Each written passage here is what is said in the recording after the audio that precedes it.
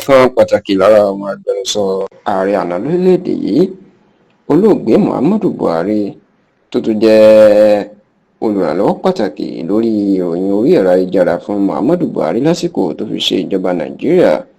láàrin ọdún 2015 sọdún 2023 èèyàn Bashir Ahmad ó mà ti tú àṣírí àwọn gómìnà méjì tí wọn yóò tún fi ẹgbẹ́ òṣèlú alátakò sílẹ̀ tí wọn yóò tún darapọ̀ mọ́ ẹgbẹ́ òṣèlú All Progressives Congress tí ọkùnrin náà tó sì jẹ́ kó di mọ̀ pé pẹ̀lú bí nǹkan ṣe ń lọ yìí ó ti ń fojú hàn ẹ̀kọ́ sì ti ń fojú mímu hàn pé ààrẹ Bọ́lá Tinubu ṣòṣe ìní yóò jáwé olúborí fún ètò ìdìbò ààrẹ ọdún 2027 tó ń kanlẹ̀ kú gbàgbà yìí. ẹ̀rọ ti wí pé ètò ìdìbò ààrẹ ọdún 2027 bó tilẹ̀ jẹ́ pé ó sì kù ọdún kan àti oṣù díẹ̀ ṣùgbọ́n àwọn olóṣèlú àwọn ò mú ọ̀rọ̀ ẹ̀bẹ̀ o níṣẹ́ náà ti bẹ̀rẹ̀ ìgbáradì àti eré sísá kiri lórí bí wọn yóò ṣe jáwé olúborí ọdún 2027 bí àwọn alátakò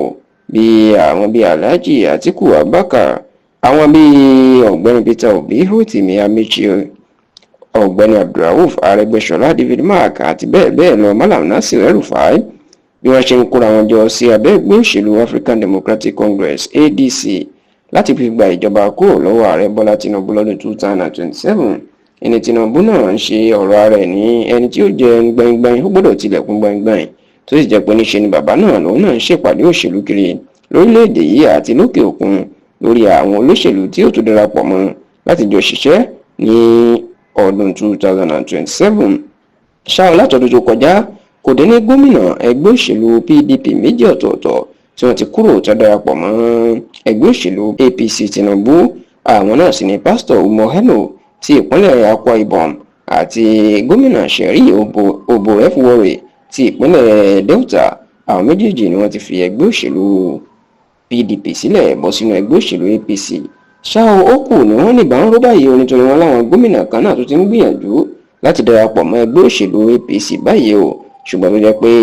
Bashir Ahmad tó jẹ́ ọ̀kan lára àwọn agbẹnusọ Buhari lásìkò tó wà láyé òun ló tútú àṣírí àwọn gómìnà tó kàn tí ó tún darapọ̀ mọ́ Tinubu àti ẹgbẹ́ òṣèlú APC ẹ̀ nínú ọ̀rọ̀ tí Bashir Ahmad ọmọ bíbí ìpínlẹ̀ Kano tó kọ sórí ẹ̀rọ ayélujára rẹ̀ nínú ìjẹ́ kó di mọ̀ pé gómìnà ìpínlẹ̀ Taraba gómìnà Kefas Agbo ó ní òun gan ni ó ti ń fojú hàn pé yóò darapọ̀ mọ́ ẹgbẹ́ òṣèlú APC àwọn báyìí bẹ́ẹ̀ ló jẹ́ kó di mọ̀ pé gómìnà kan ní agbègbè àríwá ilẹ̀ Haúsá North West òun náà ń bọ̀ tí tẹlifíṣàn Yorùbá Sóòótọ́ sì gbọ́ pé gómìnà ìpínlẹ̀ Kano tó wà nínú ẹgbẹ́ òṣèlú NNPP gómìnà Abba Yusuf òun ni Bashir Ahmad ń sọ pé òun náà yóò tún darapọ̀ mọ́ ẹgbẹ́ òṣèlú APC ní àìpẹ́ yìí.